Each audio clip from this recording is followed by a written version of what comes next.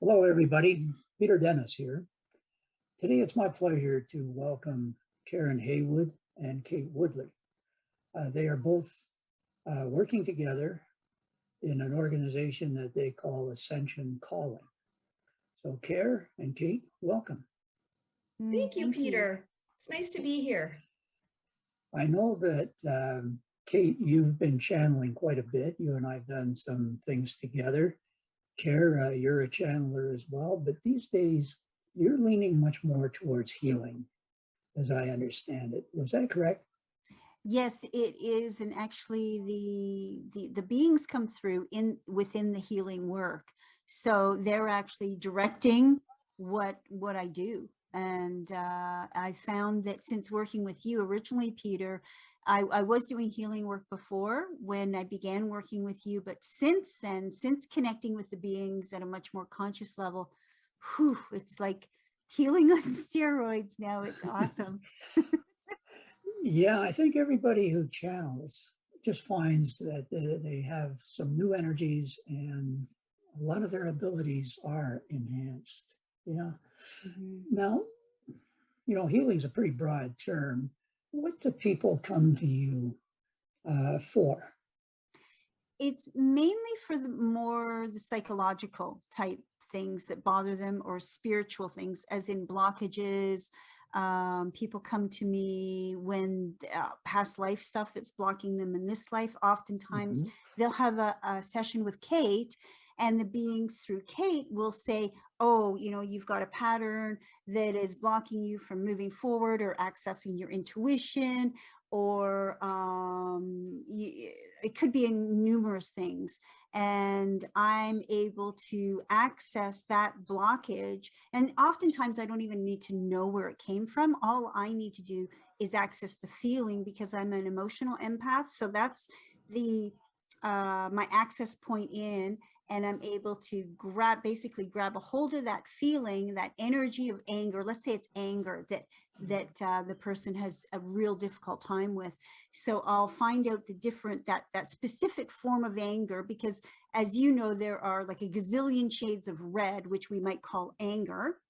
But I need to hone in on that orangey shade of red, right? That's their specific anger, which might be blended with a little bit of guilt or shame or what have you, right? So I hone in on that and pull that out of their field.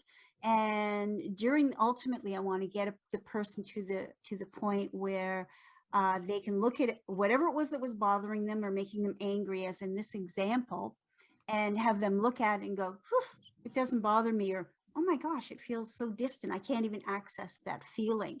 And once they're released from that energy, it's like I liken it to when someone's in a pattern. It's like a horse racing around a track with the blinkers on. They can't see any other possibilities or opportunities that may be just outside their peripheral, and that's blocked. So what I do, or what we do together, because it is a co-creative effort, is we release them from that loop, so that finally they can stop, take a deep breath. They're much more connected to their body, which is where their spirit resides, their heart, and their innate wisdom, and they can access new thoughts, new feelings automatically, and their innate wisdom. So I'm unplugging them from the pain, the loop, the pattern, and plugging them back into their own innate wisdom. Yeah. It's really, you're expanding their consciousness. Well, I don't like to take full credit, because I and my client do a dance. So I happen to know the pathway to do that, but we're doing it together. And it boils down to the client following directions, which is easy, right? Yeah. Still, though, when the client walks out the door, they're walking out with an expanded consciousness. Would you say that's fair? Absolutely. And Yeah. although I can't guarantee how long it will take to actually release and transform a pattern, as an example, low self-worth. Well, most of us have, honestly, if we're honest, we've been dealing with that to one degree or another throughout our entire lives. So it's a long-term pattern. And I can't guarantee how long that would take to release and transform. What I can guarantee is that with each session, with each release, everybody feels that much better, Yeah. you know? Yeah. Yeah, great. Now, Kate, when your clients come to you, is there a predominant reason that they seek you out? That's a good question, Peter. It tends to be a variety of reasons. I always let people know up front that my beings are really, really good at tuning into someone's essence and revealing to them who they are at an essential level. So it could envelop anything and everything from the origins of their soul, who or what they're connected to. Sometimes when I'm in my channeling state, I can see their soul family with them. But the purpose of the session is really about helping them understand why they're here, their life path, their life purpose, and what gifts and abilities they have to bring that forth, what they're here to do for humanity and to experience on their own individual level. So that's a really, really big part of it. To Kare's point, you know, what the beings are really good at is they're great at tuning into someone's essence and seeing what's working for them. And in a very gentle, non-threatening way, they'll help someone see or identify maybe some patterns or some emotional blocks that they have that aren't serving them right now. Usually how they do that is they tune into people's chakras. And it's interesting because the beings started tuning into people's chakras before me at a human Kate level fully had a good understanding of chakras and how they influenced us. So I had to catch up a little bit with my being's knowledge.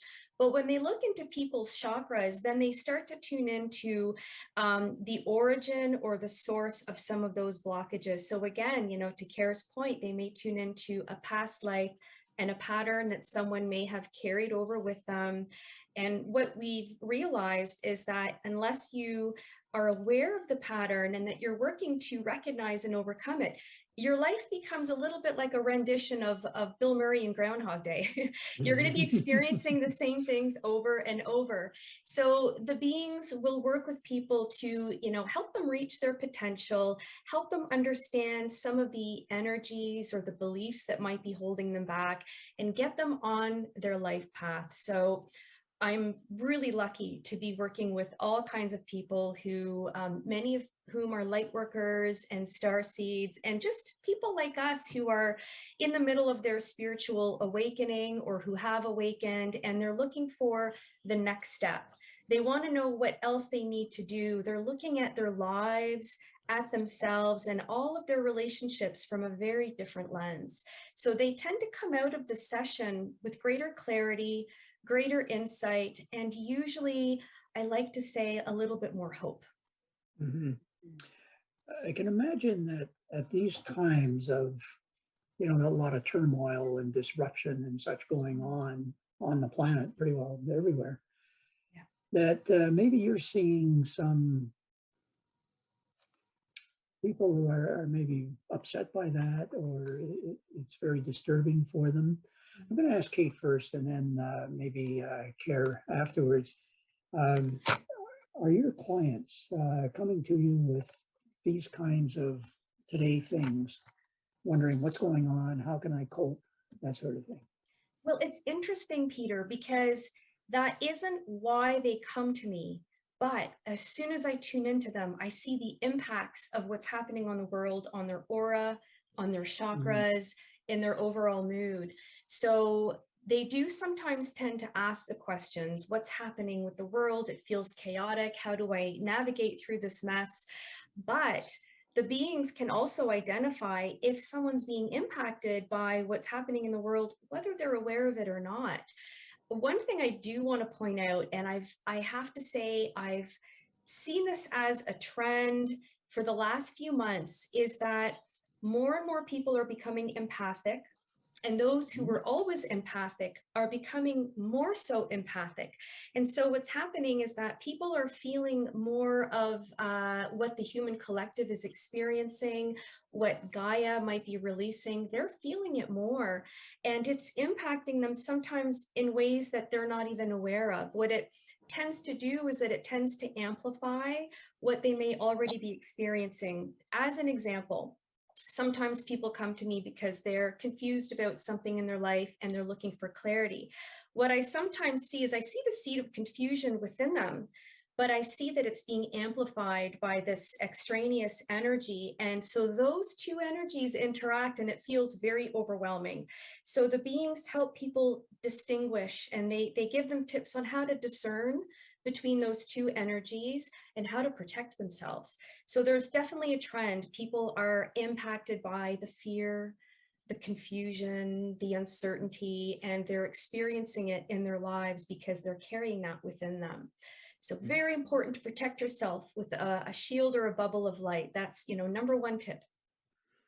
Kare, how about you? Seeing any trends? It's trends. Yes. So my mind's just going in a million places at once. Okay, so regarding the empathy and becoming more empathic, yes, I'm seeing that, especially when people first begin to open to their own selves, to their own spirits, and begin looking within. That in and of itself is an opening. And when people begin to do that, they naturally become more sensitive. And it's that's part of the unfoldment process. So to remember that as you're going through that, and to remind yourself that this too will pass, and to remember too that that's a natural state of being. We as children, when we were first born, we were open as books, and it's through the programming and the violence of this planet that we learn to shut down to protect ourselves. So to remember that as well, that this is a natural state for beings to be very open. If you think about the so-called higher beings and that hang out in a higher dimension, and that's where the earth is shifting towards, it's telepathy, right? And people, the beings, they don't jump into other people's fields uninvited. And I think that's one of the biggest fears is, oh my gosh, people be able to read my mind. Well, yeah, they could if they wanted to, but who would want to? Like, ew. It's like looking at somebody's underwear or something. It's like, yeah, I don't need to see that. So it's and you can know, but we have to remember that when we attune to our knowing, we are tuning in the same with channeling. It's going through this filter that I call, and everybody calls Karen or Care, right? It's passing through there, and I may misinterpret that energy. So there's just so much. Going back to the question, Peter, of trends, one trend I am seeing is that there is more hope emerging around what's happening and unfolding in the planet. And I think that has a lot to do with people like ourselves who are really focusing on what we want instead of what we are afraid of or fear. And secondly, doing the inner work. So a number of clients have been really freaked out by, oh my God, I've got this compulsion. I just can't stop, storing away food, squirreling away food, or doing this or that or the other thing. And I know it's overboard. So they'll come to me for that sort of a thing to help them come to a place of peace. And once the pattern is removed, once any pattern, in fact, is transformed, it doesn't mean you won't repeat that pattern. What it does mean is that you will have choice, right? You can choose to squirrel away more food or not, but it's not coming from an old, say, example, an old past life where you starved to death, a whole bunch of them, 300 times. So it's like such a big, I gotta have food. No. So once the pattern is cleared, you're in a place of peace. And when you're in a place of peace, that's when you can connect with your inner self and know what's right for you, not just at the personal level, but as a being as well. As you were speaking, it certainly occurred to me that you're having this stream of clients coming in regularly. They've got difficulties and you're empathic. You must take on, or you must find ways to not take on the stuff that is bothering them. What are your strategies for doing that? Well, That's a really good question. What I do is I shift into a higher level of consciousness. So it's not personal Karen doing the work. I found in the beginning when I first began doing healing work that sometimes I would try to help the client. And whenever I did that, I would be drained.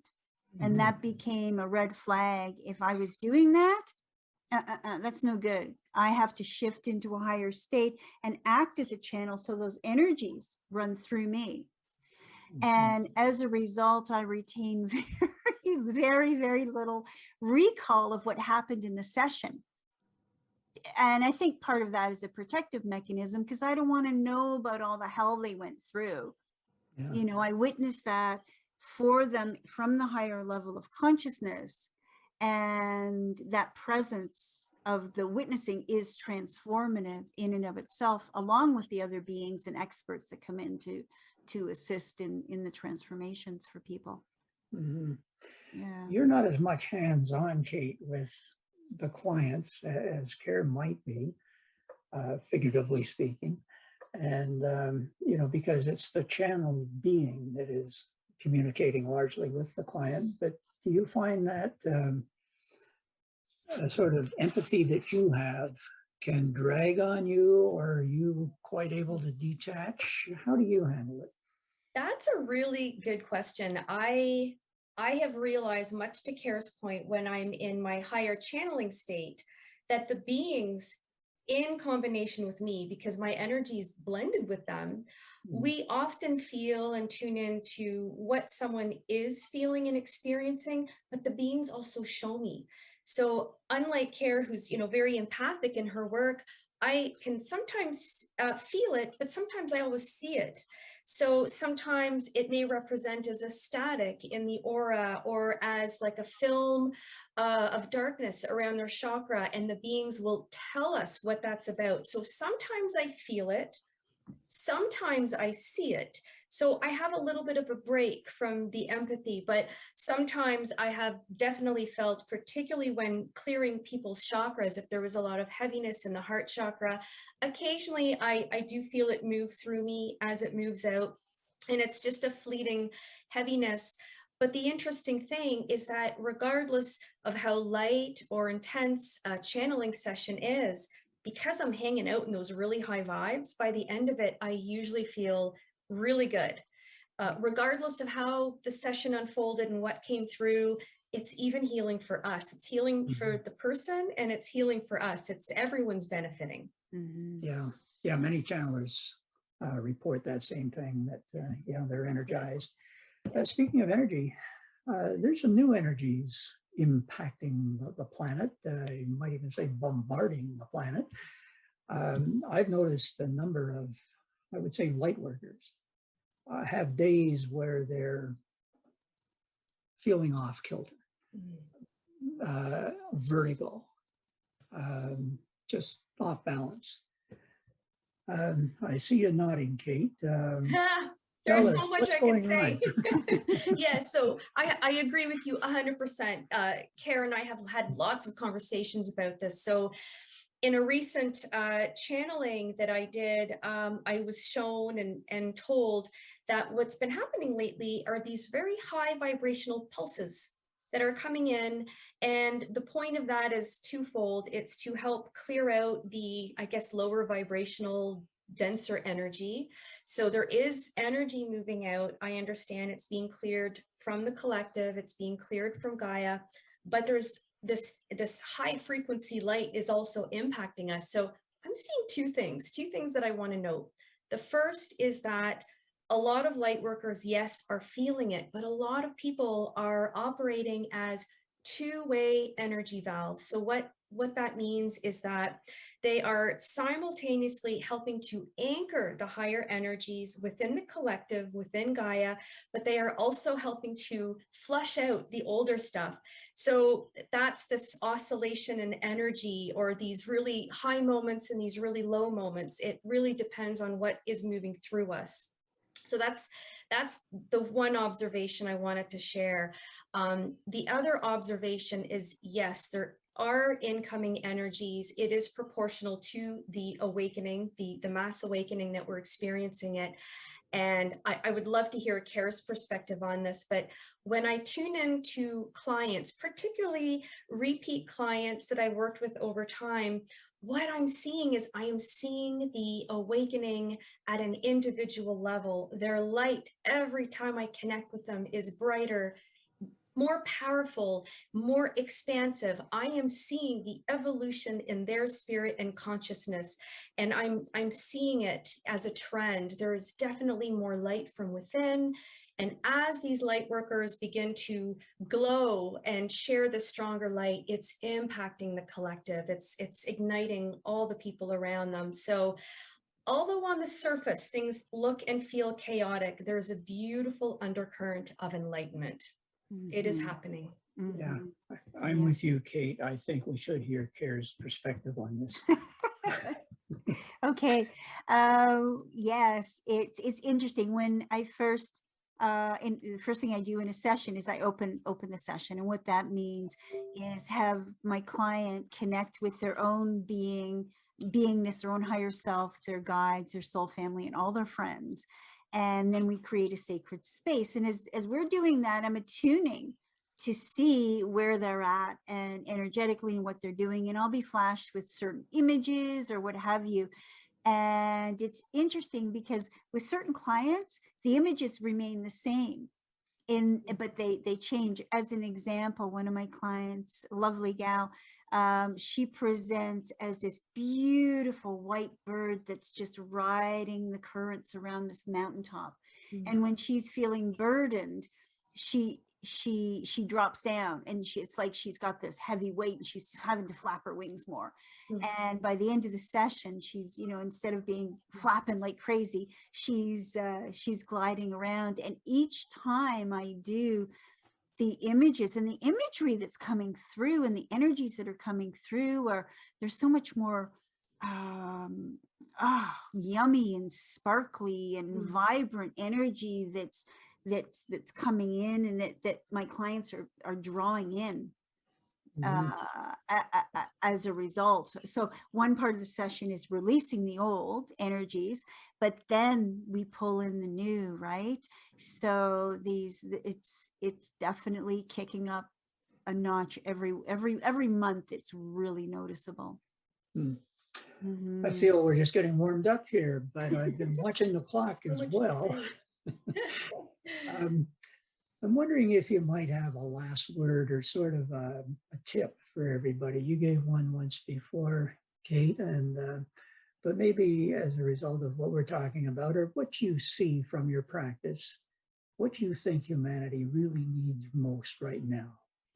Who'd like to go first? Yeah, let me say this. I think the answers and the universal wisdom that a lot of people are seeking out right now, while there's a lot of information out there, while we tend to search outwards for the answers, it's really, really important that you sometimes disconnect from the outside world, because there's a flurry of sometimes conflicting information and guidance, and learn to tune to the internal wisdom you have within. The reason I say this is that I have seen into people's souls and essences, and they are an embodiment of universal wisdom and consciousness. They just don't know it, and they just haven't learned how to access it. So I know this is going to sound cliche, but it's important to meditate. It's important to disconnect, to be still, to find the truth within yourself, and to do what resonates with you from a place of joy. Allow that to guide your every choice and your every decision. Nice. Thank you. I concur. Absolutely. And I would add to that to ask yourself questions instead of allowing yourself to get into a snowball effect of, this is happening and it's so scary, or whatever it is that is dogging you in the moment. Stop and ask yourself, well, okay, if this, what do I really want? If I don't want this, what do I want? And really take time to focus your attention upon that you want, that which you desire, and play with it. Just like connect to the feeling. Yeah, because that's where the power of creation resides and lies. When we feel that wonder, that beauty, that for example, instead of seeing all the polarization and people fighting with each other, okay, transform that into, what do I want? Well, I want peace, I want harmony. And what would that look like and feel like, and connect to that beautiful feeling? And then how can I add more of that to my own world? What can I do personally?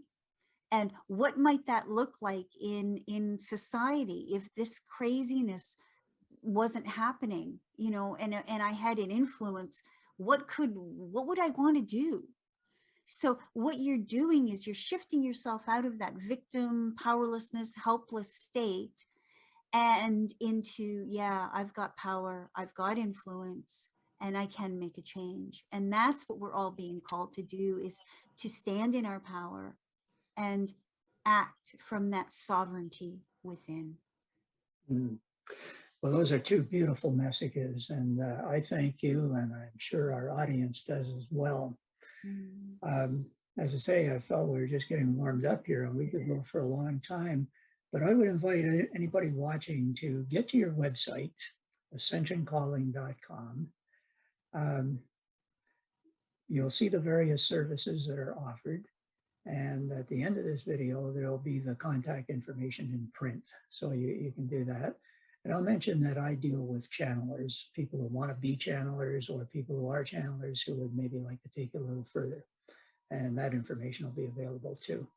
So ladies, thank you very much. This was wonderful. Peter. Thank you, and blessings. Thank you. Blessings. Well, blessings to both of you. And I hope we do this again sometime. Bye for now.